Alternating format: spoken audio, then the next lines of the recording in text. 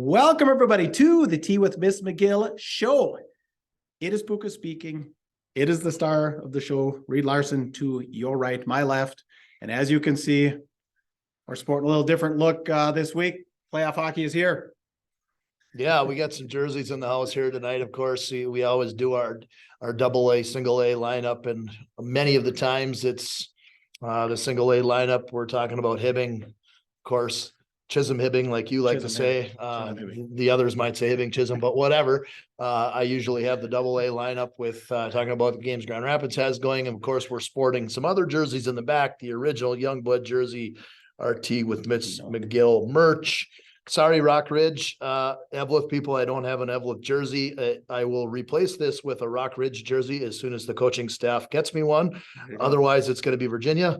And the original 1975-76 state championship jersey. In fact, this is John Rothstein's jersey, literally in the background, Grand Rapids. Awesome. Yeah. So cool look.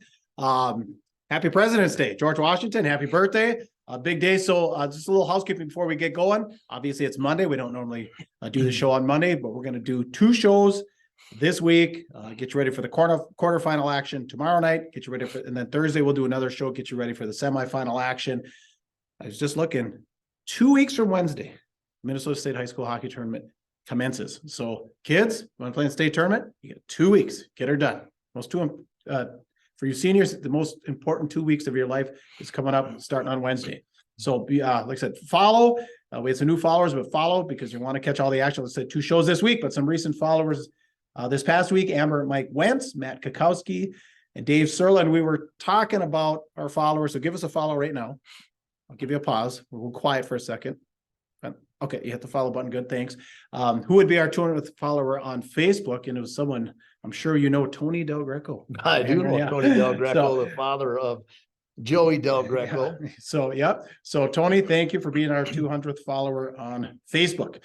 All right, episode 56.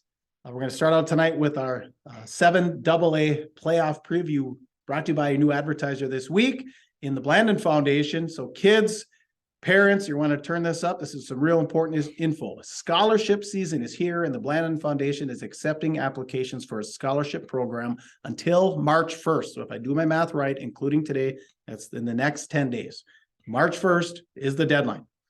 The Blandon Foundation scholarships offer support of $1,000 up to $5,000 per year.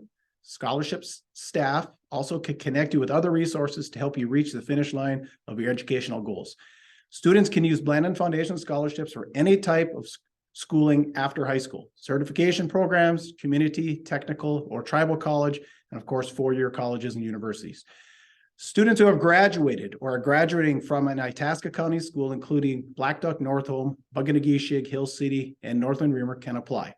So can homeschooled or online schooled students who have graduated from one of those schools. Students can apply for a scholarship until they are 25 years old or have completed a bachelor's degree. So if you've taken some time off and you want to return to school, you can still apply and receive support. You must reapply for the scholarship each year you plan on attending school.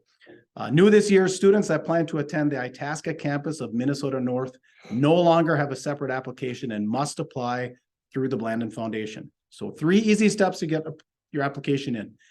Get your student aid report from the FAFSA, and the Blandon Scholarship staff can help you if you need it. Get your 2021 tax form, household tax form, and then fill out the online application at www.blandonfoundation.org/scholarships. And we will put that link in the show notes so you can simply scroll down YouTube, Facebook, or the podcast. Click on it. It'll bring you right over through the link to the Blandon Foundation. You can get applied. The money's out there. You may as well go for it, right? Yeah, thanks to the Blandon Foundation for the new ad to our crew here. Yeah. All right. So let's move on to some hockey here. So the 7AA playoff preview. You guys are in the hunt. Yeah. Well, AK. Yeah. Let's just talk about 7AA here right now. Is you're going to have Duluth East going up against. I'm drawing a blank here for a second. I got it. Let me go to the second one. You got Andover is going to be playing against Duluth Marshall. Grand Rapids is going to be playing against Forest Lake. And yes, so Duluth East is playing against The winner of those? Blaine. Okay. Okay. Yeah. And Marshall against Andover, Grand Rapids against Forest Lake, and Cloquet against Coon Rapids. So those are going to be your quarterfinal games taking place tomorrow night. Hopefully, weather permitting, we don't have any issues with having to postpone games or pushing things off. It sounds like there's a doozy of snow loading up down in the metro right yes, I now, believe that, yeah. north of a foot and a half down there. right. So hopefully those go. But so as of right now, Duluth East and Blaine should be ripping it off here tomorrow night up at the Sill Arena in Duluth. Grand Rapids will be at the IRA Civic Center against Forest Lake. Of course, Coon Rapids is going to be making the trip up to Cloquet in their house and over in Andover. Then Duluth Marsh is going to be making the trip over there. So we'll just talk about our local one here right now with Grand Rapids teeing up against Forest Lake here at home. That was early on game that we played early in the season with Grand Rapids and Forest Lake. It was a 1-0 victory for Grand Rapids. I don't remember the shots, but they were a pretty high shot volume for the Thunderhawks.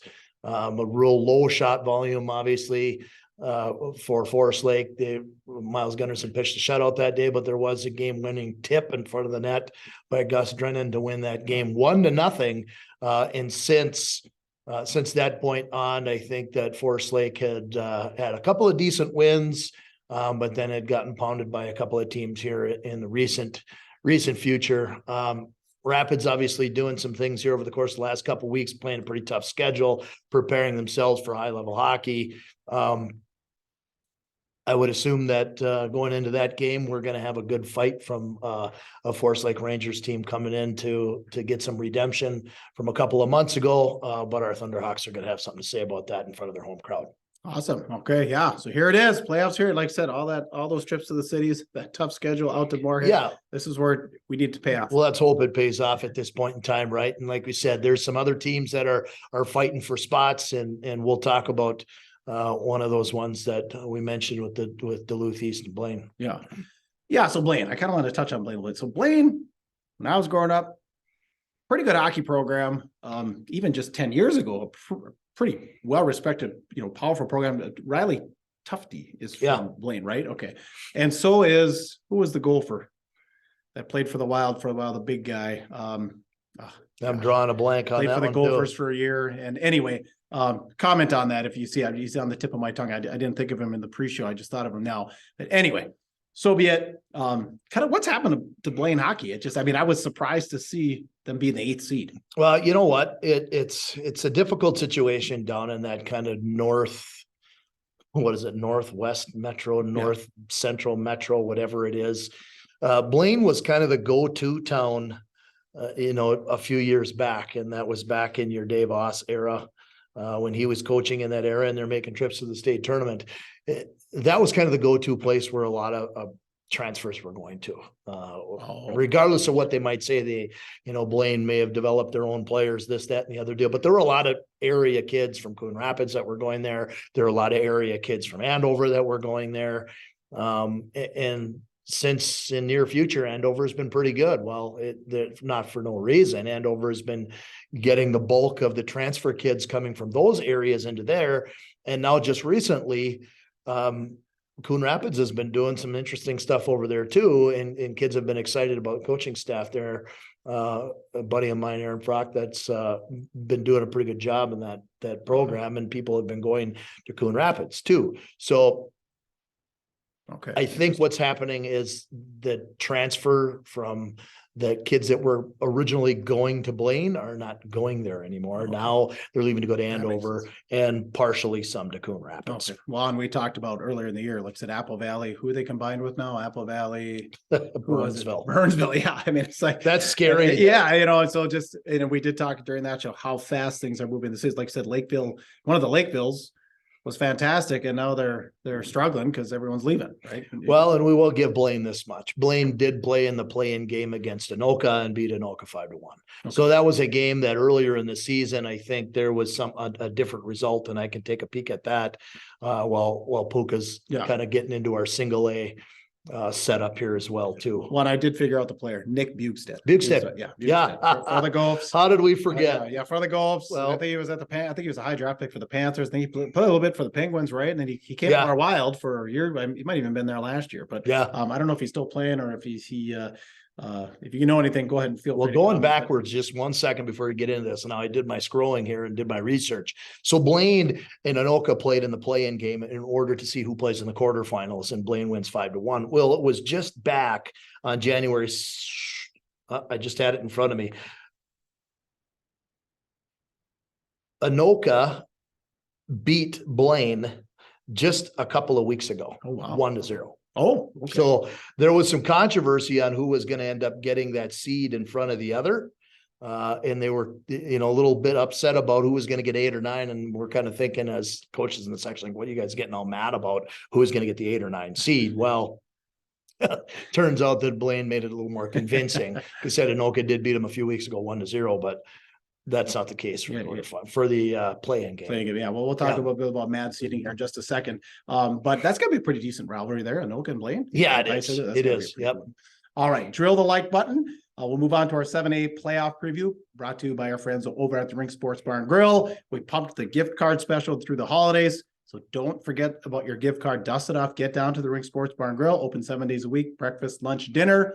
Ash Wednesdays this Wednesday for you Catholics. Friday, fish fry every Friday. So go hit the fish fry. Michelle, take good care of it. We did talk about this. They do have the breakout rooms and meeting rooms there at the Rink Sports Bar and Grill. So when you're getting ready for that anniversary, wedding, and I was even saying the hockey banquets, give the Rink Sports Bar and Grill a call and then get you all set up for that end of the season team banquet. All right, the big news broke over the weekend. We had previewed the Cupid's Classic a week ago tomorrow. We made a pretty big deal out of that. Yeah, Rockridge. And the guys did a great job making the hype video. Hibbing Rockridge over at the MEC in Virginia. And, basically this is it for the marbles for the number 2 seed for 7A. And all of a sudden I start getting text messages about in the afternoon on Friday after the seeding meeting. Hibbing's the 4 seed. Hibbing's the 4 seed. Hibbing said Hibbing's the 4 seed. Like they were fighting for the 2 seed. How did they get the 4 seed? So long story short, Denfeld gets the 3 seed ahead of Hibbing. So it's Hermantown, of course. Then it is Rockridge, which we're not surprised, 2 seed.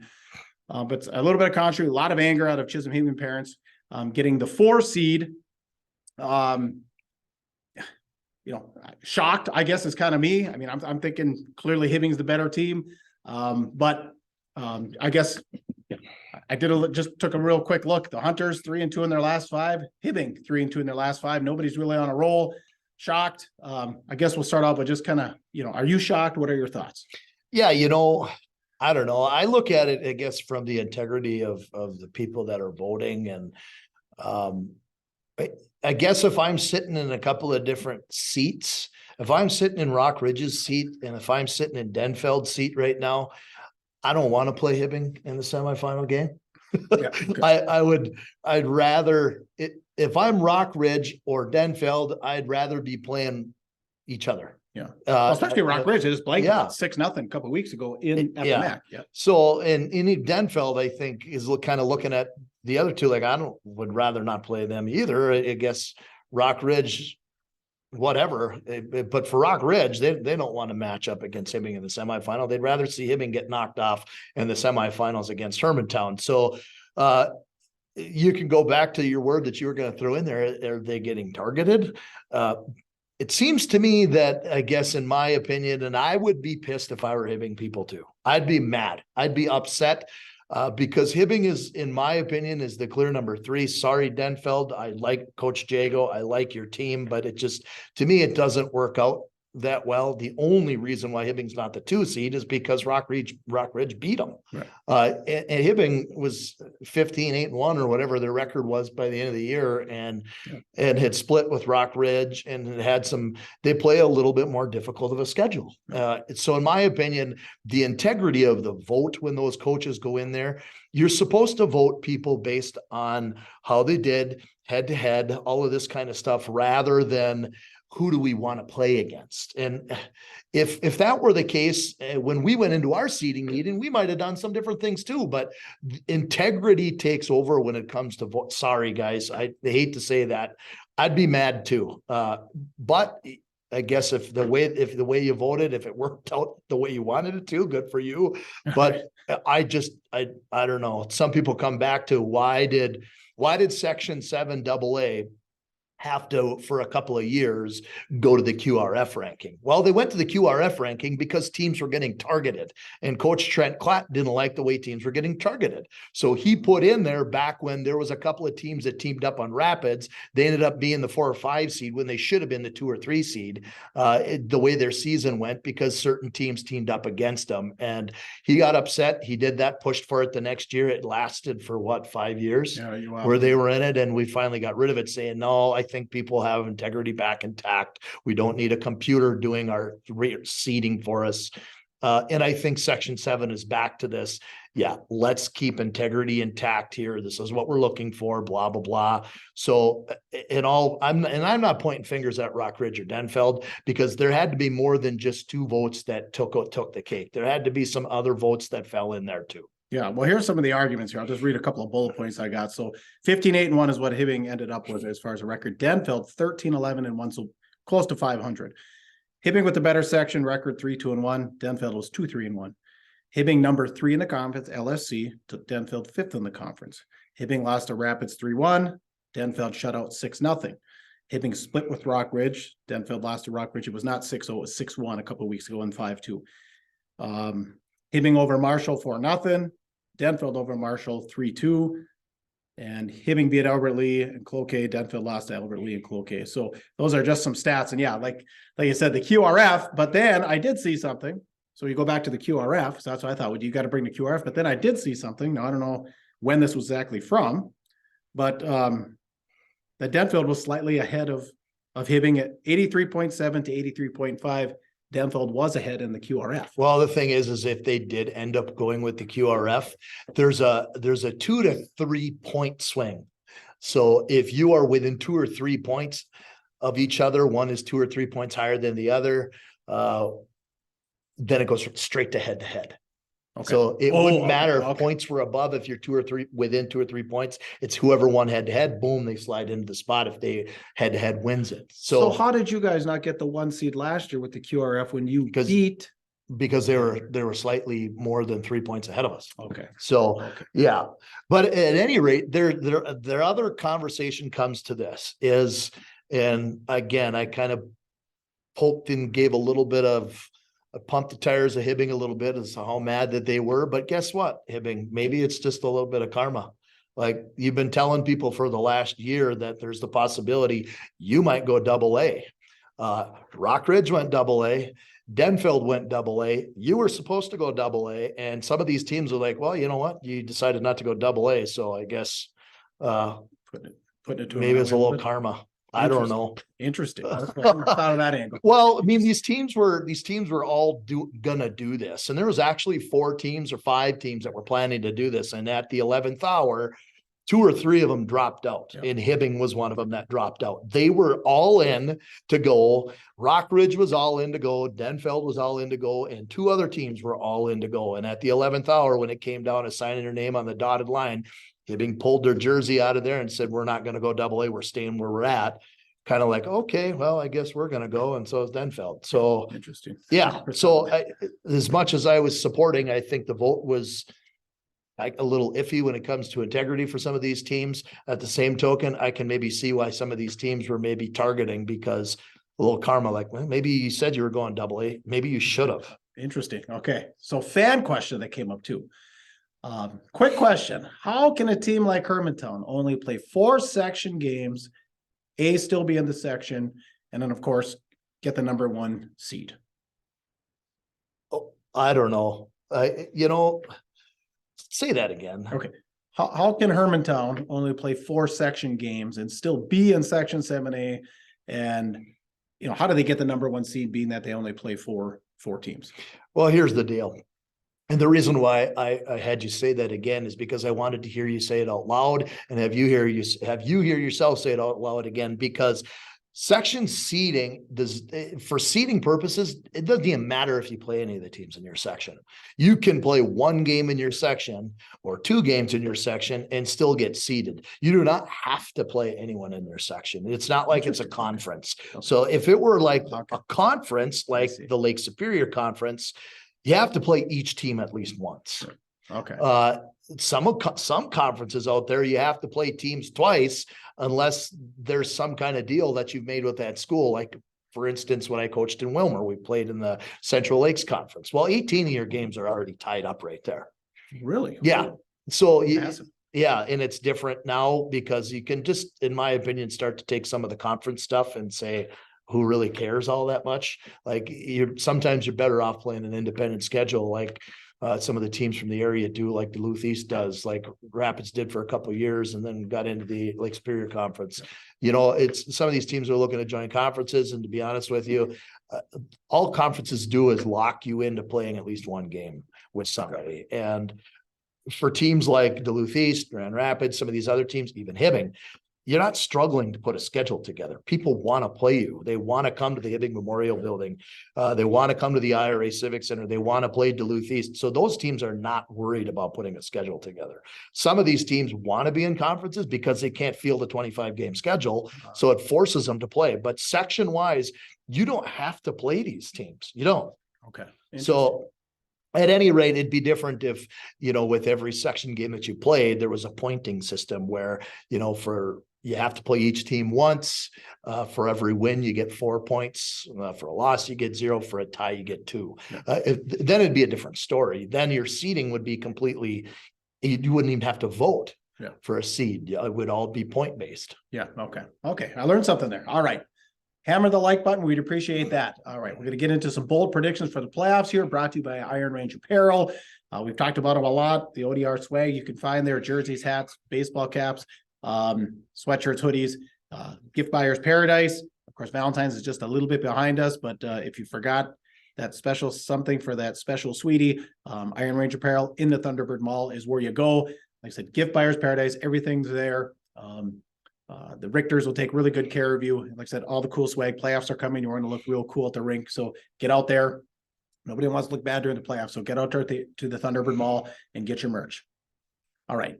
Any bold predictions for sections, section 8, section 7? I said last week I kind of chirped a little bit. I'm liking Cloquet as a little bit of a dark horse. 15-8. They played pretty decent schedule. I like them to maybe surprise somebody. You got anyone in the bullpen? I'll tell you what, if there is in my opinion, if there is a chance for a quarterfinal upset in section 7 AA, it's Cloquet over Duluth East. That would be a semi-final, I should say. Yeah. So if Cloquet gets through Coon Rapids, Duluth East gets through Blaine, and they're in a semifinal upset at Amsoil Arena. There's more potential of an upset happening there than anywhere else, I think. Okay. So I think I said semifinal. If there's an upset in section 7 AA, I can see that happening just because it is such an emotional rivalry between Duluth so they East still have it. They still have it. That was Myers, and they do, and it is 100% physical. So it's Cloquet comes out and plays the game that they want to play. Where Shea Walters likes to send his squad out there to start running and making body checks, and Antonucci is the one who creates a lot of that stuff for those guys. And if he does those things, that could push the potential Cole Christian into the corner, or some of these guys that control the moxie on that team. So that's the only upset that I can see that could potentially be interesting. Otherwise, who knows? Obviously, I'm going to say an upset. Do I think Grand Rapids, after the possibility of winning a quarterfinal, do I think Grand Rapids can get through Andover? I think it can happen. No. Okay. Well, you had made the comment that didn't some of the coaches say, I can't remember who the coaching staff was, that said, we're kind of glad we don't have to play you during playoffs. Well, yeah, there's teams that are talking about Grand Rapids right now, saying, geez, that was Hermantown talking about it last week. Like, Hermantown was mentioned, like Pat Andrews was saying, boy, I'm sure glad we don't have to play you guys in the playoffs. Whoever's playing you better watch out, because you guys are starting to figure things out late in the year. Well, that's because of the intense schedule that we played the last part of the year. So yeah, is there a possibility that Andover can come into that semifinal game and look past Grand Rapids to the championship game where they think they're playing Duluth East, or say Duluth East gets knocked off by Cloquet and now they're thinking, oh, it's going to be an easy chip. It's going to be an easy championship game. Well, they might be looking forward to that championship game against Cloquet and forget about playing Grand Rapids. And guess what? If you forget about playing Grand Rapids, you're going to run into problems. And that is so high school athletics. And kids, you listen, we've been around the game a long time. We've just been around life a lot longer than you, double most of you. And, upsets are called upsets because they're rare. They're an upset, but they do happen. We're old enough to know and see it. 100%. They happen, and they happen. Sometimes at the strangest time. Sometimes you'd least expect it. So that's why you play the game, right? That's why you play the game. You just never know. You're in the playoffs. I mean, there's already been playoff games. There's already people. They're done. All right, they're done. Yeah. They don't have a chance. They're done. They're not in a game. They're not playing a game. If you're lacing them up tomorrow or Saturday, you're in the game. You have a chance. Well, and when you look at the 2-3 playing in a semifinal game, if you see 2-3 playing in a semifinal game, is that a possibility of a 3 beating a 2? Heck yeah, it is. That's probably the best scenario for an upset there.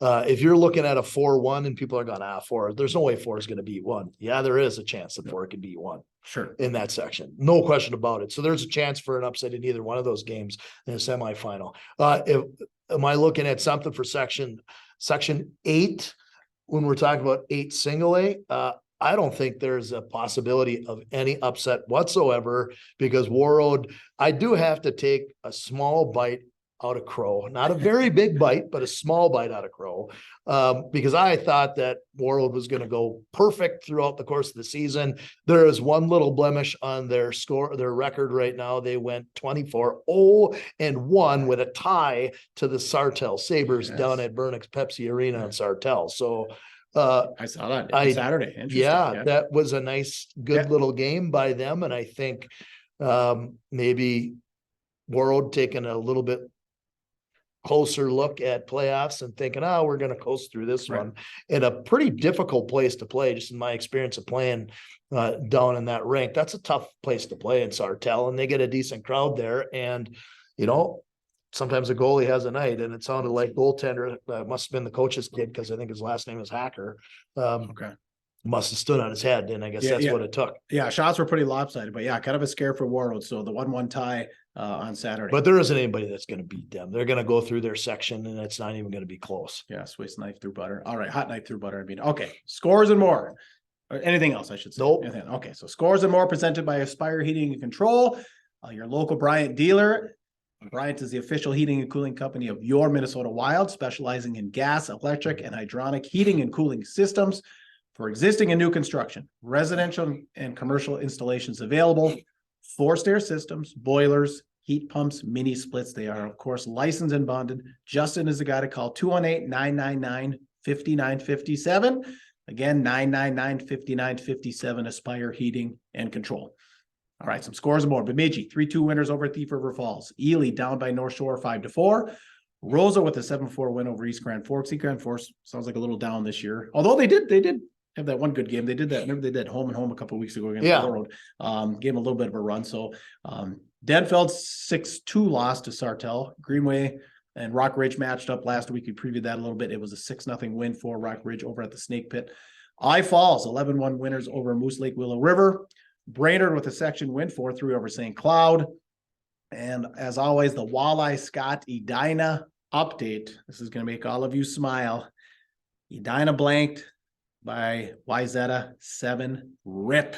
Well, that must have been a night for Will Ingman between the pipes. And, you get get the cake eaters, and they're rolling into the end of the season. They had quite the run there. Yeah. They climbed from 0-3 and found themselves playing some pretty darn good hockey late in the season. But yeah, you get a goaltender like Will Ingman between the pipes now late in the season and getting into the playoffs, and you start leaning on who I like to think is the number 2 goalie. And Hammer? Hammer's number. Hammer up in Yeah. Water. All right. Yeah. So how do you pronounce it? Slatinsky? Slatinsky. Slatinsky. There Yeah, you go. what I can't even say it. That's why I just call him Hammer. And a big boy. All right. Anything to add to episode 56? No, I think we're ready and rocking and ready to go for a quarterfinal Tuesday tomorrow. Yep. And then we'll be back. We'll be back later on to preview some of the games for Saturday. Yeah, exactly. Yeah. So like I said, another episode coming up this week. So you want to give us a follow so you catch all the action. Comment. We went over a lot of material here today. We went over some controversial material. So please give us a comment. If you'd like to contact us more discreetly, Goatsportsmediallc at gmail.com. Tea with Ms McGill on Instagram, Spotify, Apple Podcasts, T McGill on Twitter. Find us under Goat Sports on Facebook and YouTube. Please share out the show. We appreciate that. Like I said, merch in the background there. Cash App, Venmo, PayPal. Give us an email. We'll get you a shirt. Again, thanks to our great partners, Blandon Foundation, the Rink Sports Bar and Grill, Iron Range Apparel, Aspire Heating and Control, and Iron Range Goalie Academy. For Wade Larson, I am Puka. Get out there and be your dream. You're tuned to the Tea with Ms McGill Show.